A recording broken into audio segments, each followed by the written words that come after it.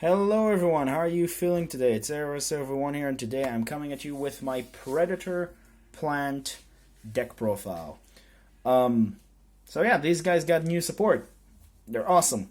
I really wanted to come today with vendreads because they're my favorite deck of all time, like archetype, because yeah, it is my birthday today at the 8th of January, but unfortunately I wasn't able to do that. So I decided to come with one of my other favorite archetypes, and one of the favorite ones that people really like on YouTube, a video of mine, which is Predaplants.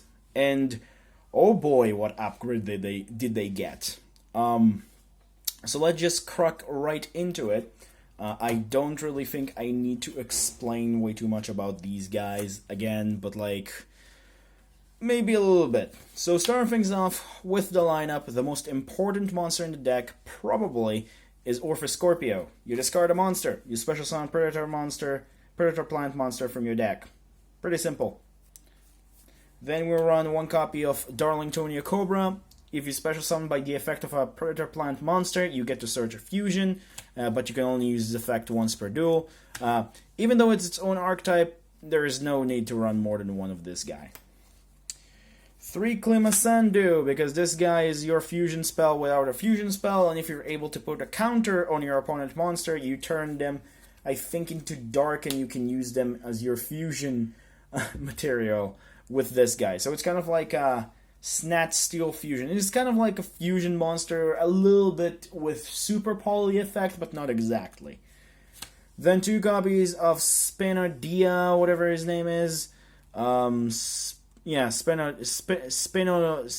I'm probably going to butcher the name. The level 4 one that put a counter. The only one that's good enough to put a counter, and because of that I decided to run 2 of him, because he's actually a pretty decent level 4, and sometimes you do want the counter, Predacounter on a monster, which everybody, if you don't know what Predacounter gimmick all is like you make the monster a level, if it's as a level, it's become a level 1, which is not really that matters that much, but the most point is that you have some monsters in the extra deck, and sometimes even main deck like this guy, that take advantage of it. This guy also, if he's a battle monster with an equal level or lower, which is his shtick, you're able to special summon a Predator monster from your deck after the damage calculation. So that's why it's really important for him to make a monster smaller. Then we run one copy of Heliformicus, whatever this guy is. But he's actually pretty good, because if your opponent control a monster with a Predacounter, you can special summon. So these two actually synergize with each other. And then if this card is in its owner possession, is destroyed by battle by an opponent card, by your opponent's card, you can target one dark dragon or dark plant monster in your graveyard except himself and special summon it. So it's also kind of like, yeah, if you destroy it, it's just a nice card. And it's also a pretty decent wall. And it's a level 8, which actually works with the fusion Greedy Venom Fusion Dragon, because it's a level 8, and you're able to bring it a lot more easily, and just generally, it's not a bad card. It's a level 8 that you can summon easily, and he's like, yeah, it's just really good. It's nice to have this guy. Then one copy of Drifilium Hydra. I'm really butchering names. They're not really easy to pronounce. This guy's like, he's a kaiju for monsters with Predacounters on them, and then you can also banish a monster from your graveyard, Predator Plant monster, to make your opponent monster lose 500 attack or something like that. But mostly you want him in the graveyard because he's just a really nice level 5 or higher. He's not the best though, so he is the most cuttable one out of all of them for another monster, which I'm going to reveal in a second why I kind of like want to maybe bump it. But he is not that bad. The last monster I run for the Predator Plants is Serasignant. This one is actually a hand trap, in a way. If your opponent attacks you directly, you special summon it, and then if you battle an opponent monster, you destroy that monster after damage calculation or send it to the graveyard. I don't really exactly remember, but you can read his effect if you want to. But the point of this guy is that if he's sent from the field to the graveyard by a card effect or whatever, or destroyed by battle, you get to search a Predator Plant card. And there is a particular monster in the extra deck that take advantage of that. The problem is, though, I am not sure how much necessary that is, because he is not the easiest thing to get on the field, even though there is a particular card that I run that's supposed to help with that. It's a weird mix, and like because of that, I'm kind of like want to run him at 1. He might going to replace one copy of this, and might even replace this completely, and then we'll have 3 copies of this if I'll see in the future that I want him, or other cards which I will go over them. But for the time being, he's just really, really good at 1 and does his job. Then we run 3 copies of the best plant monster in the deck, probably. 3 Longfire Blossom is just 3 additional of each of your plants. Pretty important. So essentially you run, for example, 3 copies of Orpheus Scorpio and then 3 Longfires, which is 6.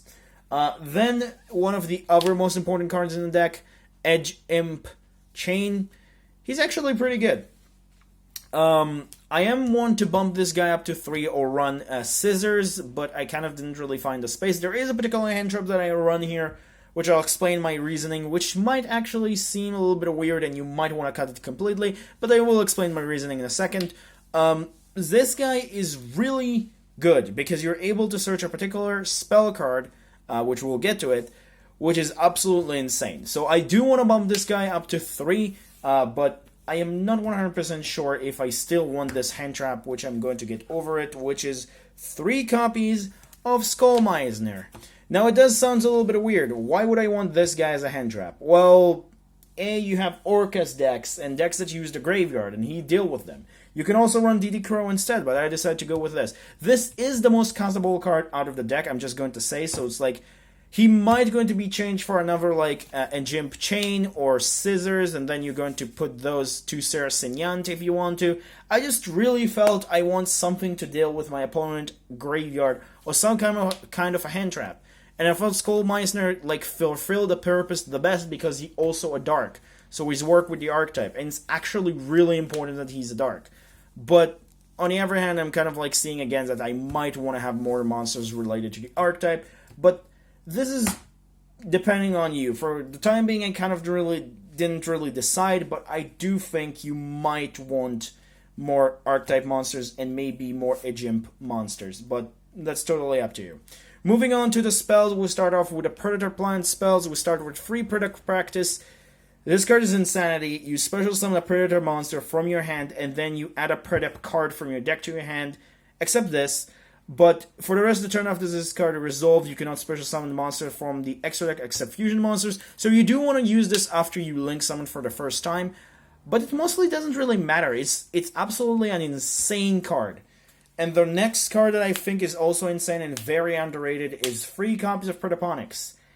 This card is actually really important. You're able to special summon a Predaplant monster from your hand or graveyard, and it's not the harder ones per turn. It's a level 4 or lower, but it's really important because sometimes you have a hard time to put 2 monsters on the board for your link summon, which you might sound to yourself like, why you're so much talking about link summon? Because there is a particular link monster in the extra decks that you sometimes actually really want. And this is also kind of like a really cool way to get 2 monsters on the board for your Starving Venom or your new extra deck monster, Triphilia, whatever his name is, which we'll get to pronouncing it when we get to the extra deck. It's really important sometimes to get 2 or 3 monsters on the board, and this one achieved that the most easiest ways possible. Yes, you lose the effect, but most of the time the monsters on the field, like the main deck monsters, doesn't really have like a amazing effect, except for maybe 2. So it's like, it's not really that important, but it is. If you want to, you can run, you can like decide to run something else. Anyway, 2 Preda running, it's your Premature Burial, and then we run 1 Preda Blast because he is just a nice way to spread counters, which is actually really important. So, yeah. Then the best card of the deck, probably, 3 copies of Frightful Patchworks, because this search polymerization and an Ejimp monster. This card is absolutely insanity, and that's why I want to maybe bump up the Ejimp. But this card is ridiculous. It's absolute insanity. It's such a good card. Like, it's so much making the deck better. Speaking of fusion, we're going to talk about the polymerizations and fusion cards that you run in the deck.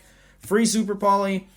it's kind of a card that kind of been made for this deck. You discard a card, and then you can just summon any of your extra deck monsters which deal with almost anything in the meta, or take your opponent cards, which is really fun. 2 polymerizations and 2 instant fusions to round off the spells and the fusion spells, generally. And then I do run 1 trap, which is Predaplanting, because when you're going first, sometimes you want this, other than the Preda... I forgot his name. Give me a second. The Preda... Where are you? The Predaplants. There we are. The Predaplant. Sometimes this is better than Predaplants, so I decided to run this card. And it's also just a nice card that, like, you set it, and then next turn when you fusion, you just get the pop. So it's really, really nice. And I like this card as one. Moving on from the main deck to the extra deck now, we run 1 copy of Greedy Venom Fusion Dragon, which was never easier to summon than before with the new level 8. Really, really awesome. And you can get this with a Greater of Ease, with a protection, and the Dark Hole effect, or whatever. 2 of the new guy. This one is... I might cut it down to 1, but I really like it at 2, and because I really, really like this to be a fusion deck. As you know, all of you, its gain attack equal to the total original attack of all other monsters on the field with Predator counters on them. And you can only use the following effect of him once per turn. First off, when your opponent special summons a monster from their extra deck, while you control this fusion summon card, so only when he fusion summoned, you can tribute this card. You can negate the effect, and if you do, destroy that monster. So you essentially... So you essentially have the ability to essentially negate the summon. And if your opponent control a monster with a Predator counter, you can special summon this card from your graveyard in defense. So only when he's fusion summoned, you get the awesome effect of negating a summon once per turn. But like it's really, really one of the most important monsters in the extra deck. Then 2 copies of this guy. Probably the most generic one. You tune 2 dark monsters on the field. This need 3 dark monsters on the field. And his effect doesn't really matter. It's just really, really good to deal with annoying extra deck monsters, or just generally annoying monsters. 2 copies of this guy. This guy is probably the most hardest one to summon, but probably the best one, because this guy, he can put a Predator counter during either player's turn, and then he has the ability to negate any monster effect of monsters that have Predator counters. So it's essentially a negation and a Predator count spreader, which is actually really important because then you can just special summon this guy back. It's really, really good. Then 2 copies of Chimera Rafflesia, because this guy is your way to deal with attacking monsters going second. Is actually really powerful.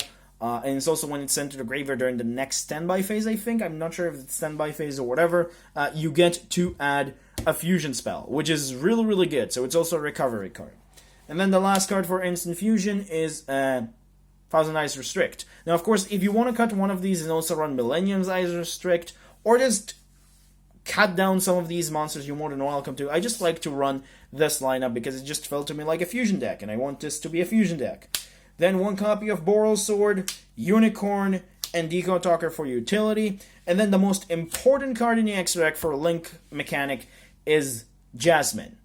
Because Jasmine can send Saracenian to the graveyard, and because it was sent by a card effect, you get the search. And it's also a really, really good card generally to like open up for you arrows, and just really, really good with plant monsters. Now, of course, when we get to the new rules, I might going to cut all of these and run something else because it's not going to be that important for the deck, because you're going to be able to fusion summon as much as you want to. But for the time being, these extra deck monsters are really, really great.